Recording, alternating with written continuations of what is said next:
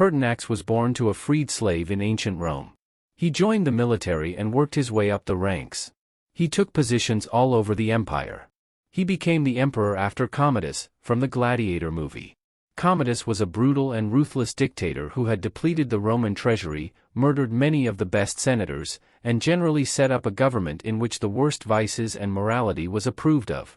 Commodus was murdered by his mistress and a few others who feared for their own lives. The murderers poisoned Commodus, and that same night went and told Pertinax he was the new emperor of Rome. Pertinax was a moral man and one who seemed determined to leave the fear and brutality of Commodus' reign behind Rome forever.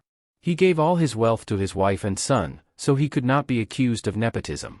He started to rebuild relationships with the members of the Senate.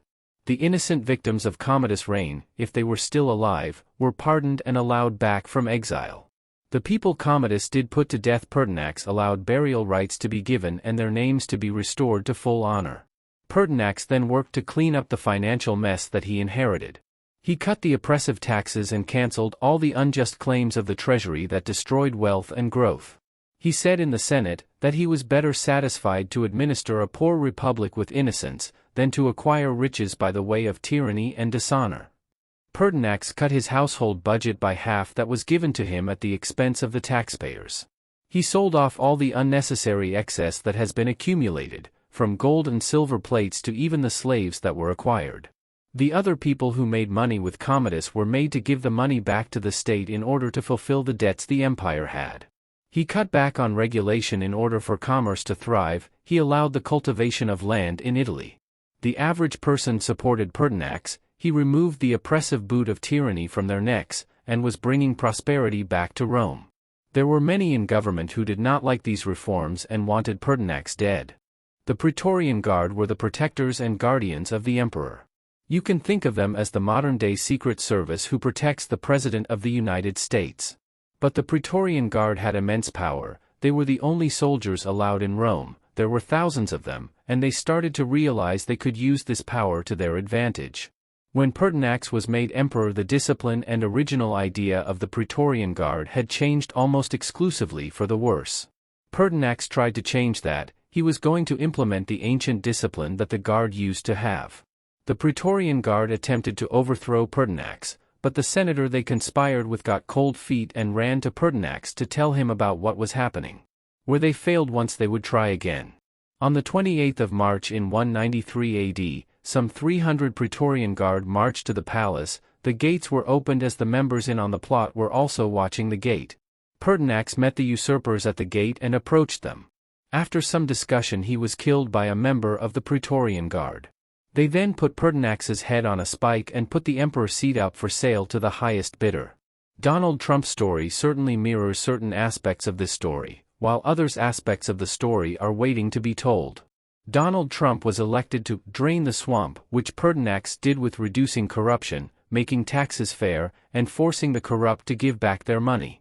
Donald Trump was certainly more liked and respected by the people than he is by the elites of his time as Pertinax was. Like Pertinax, the people with true power tried to throw Donald Trump out of office with the Russia hoax, multiple impeachments while he was president. Not to mention the changing of voting rules via mass mail-in voting and ballot harvesting to see that he lost his 2024 re-election bid. As there was more prone to violence in the time of ancient Rome, and you cannot put heads on spikes, yet. The government officials who wanted Trump out of office have set to have him arrested and imprisoned so he is unable to run again in 2024. The current Praetorian Guard is the FBI, CIA, DOJ, and various leftist state officials which were and are trying to imprison him. The lead investigator of the Russia hoax was FBI agent Peter Strzok. His girlfriend wrote Trump, "Not ever going to become president, right?" To which Strzok responded, "No. No, he's not. We'll stop him."